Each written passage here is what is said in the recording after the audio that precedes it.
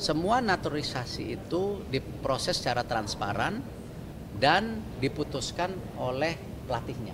Di bawah media sektor bersama Grup Jarum yang sekarang juga banyak mulai masuk ke FMCG.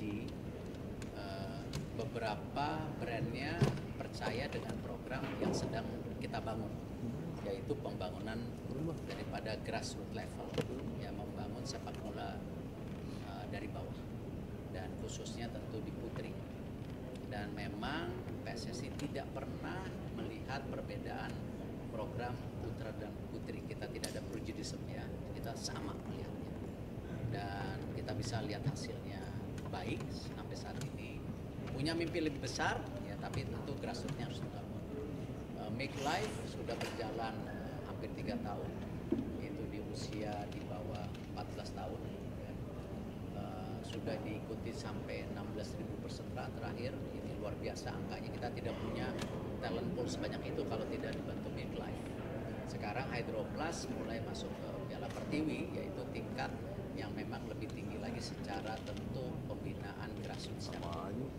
Jadi saya mengucapkan terima kasih atas kepercayaan.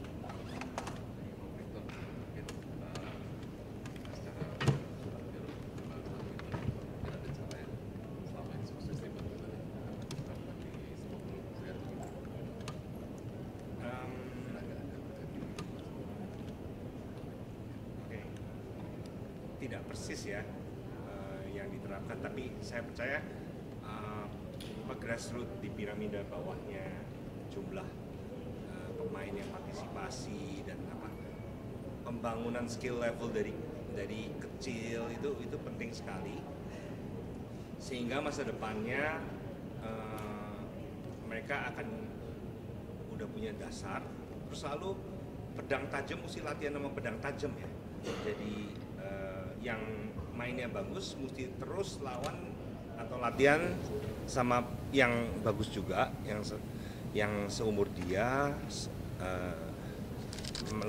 levelnya bagus, terus dapat pelatih yang bagus terus dari level bawah, umur 6 tahun, 8 tahun, 10 tahun, 14 tahun, 16 tahun, itu mesti dapat pelatih yang bagus terus dapat jam terbang terus.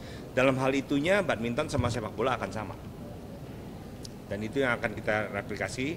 Pak Erik juga programnya banyak banget untuk memastikan hal-hal itu. Ya saya membantu di perannya lah. Mesti ada yang jadi lebih aktif di SD SMP-nya, Pak Erik di SMP, SMA dan di SMA dan universitas dan seterusnya. Pak Victor, ke depannya mungkin apakah akan menggarap juga ke level profesional, mungkin ke liga putrinya? Oh, itu urusannya Pak Erik. Saya paling jadi sponsor. Pak Erik, sebenarnya ada PSSI ada peta jalan pembinaan sepak bola putri ya, belum aman. Sudah. Jadi waktu kita paparan ke FIFA dan pemerintah, karena itu dukungannya hari ini baik, ya karena kita punya peta jalan. Dan kita sudah pernah paparan di DPR kemarin, ya, di pempret saya sudah paparan. Nah, memang tentu bagaimana roadmap ini sekarang kuncinya di implementasinya. Jangan hanya roadmap ini hanya jadi wacana, hanya tulisan. Tapi nah situlah implementasinya kita sudah mulai lakukan sekarang. Gitu. Sudah ada roadmapnya. Pak Erik waktu itu sempat menyebut Liga 1 Putri belum bisa dimainkan karena talent pool.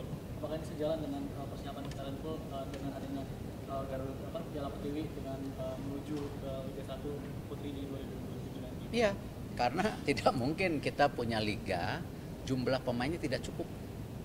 Nah, alhamdulillah dengan program bersama Jarum Foundation yang sudah 3 tahun ini, talent pool yang sekarang usianya ini usia dini sudah mulai banyak. Lalu ditambah program tim nasional yang sudah 2 tahun, ya kemarin sama Kosmoci aja bicara di awalnya itu kita hanya punya 7 pemain untuk tim nasional putri. Kita senior ya, kita nggak bisa bicara usia 15, 18, kita belum punya talent pool itu. Jadi di tim senior pun masih tergolong muda. Tadi ada usia 15, 17. Nah sekarang dari 7 sekarang sudah menjadi 15. Nah ini yang sedang kita kejar untuk menjadi 20. Artinya apa? Ketika jumlah pemain 2x11 di tim senior sudah ada, artinya nanti bisa aja para pemain ini jadi bintangnya di liga-liga kita. Ya, jadi kalau 22 dibagi 8 klub misalnya kan itu terpecahkan bintang-bintangnya ada. Ditambah talent pool yang dari bawah, ditambah beberapa pemain yang dari luar negeri, mungkin jumlahnya ada 3, 4. Nah, jadi ini baru liganya bisa jalan. Kalau kita sekedar melahirkan liga kemarin misalnya, tahun 2025 pokoknya, pakai pokoknya kan, kalau kita kan selalu berdebat pokoknya, harus jalan. Ya talentnya nggak ada.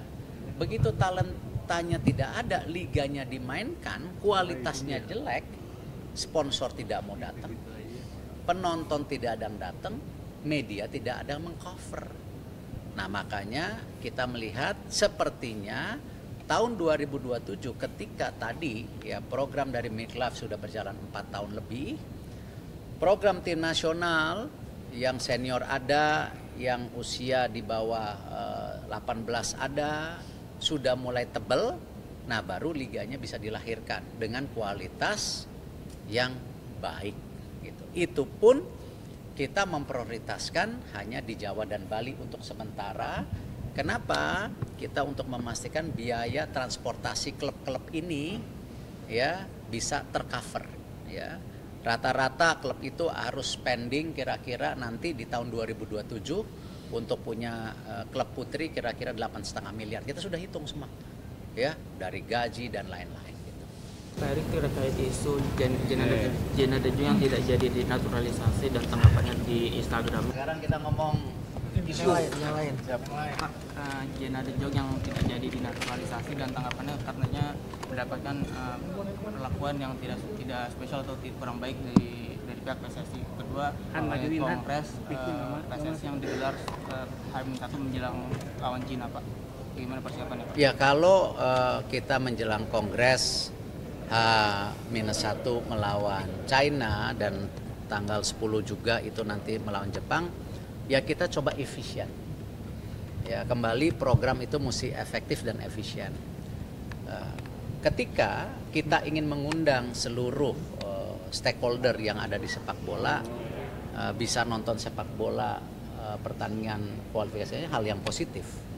Ya sekalian kita kongres juga gitu, karena biar efisien, harga tiketnya nggak bolak-balik, sewa hotelnya nggak bolak-balik. Jadi ini lebih kepada efisiensi, dan tetapi juga ya ini bagian bagaimana kita membangun mindset hati yang sama yang tadi saya sampaikan, membangun tim nasional kita bisa menjadi sebuah tonggak sebagai alat pemersatu. Jadi itu, dan saya rasa banyak sekali pemain-pemain yang sekarang dari U17 lalu juga U20 juga banyak dari daerah-daerah awalnya. Nah, jadi ini yang kita coba dorong.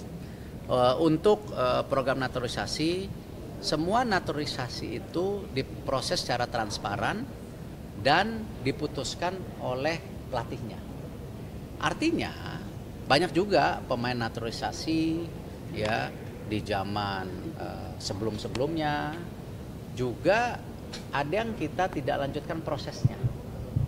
Ya karena tadi tidak lain ya tentu standar atau keinginan daripada seorang pelatih ataupun kami di PSSI membangun sebuah tim itu kan harus benar-benar transparan, tidak ada pemain titipan, dan standar yang ada dengan kualitas juga yang bisa kita sesuai dengan target. Jadi kita tanpa ada hidden agenda apapun gitu.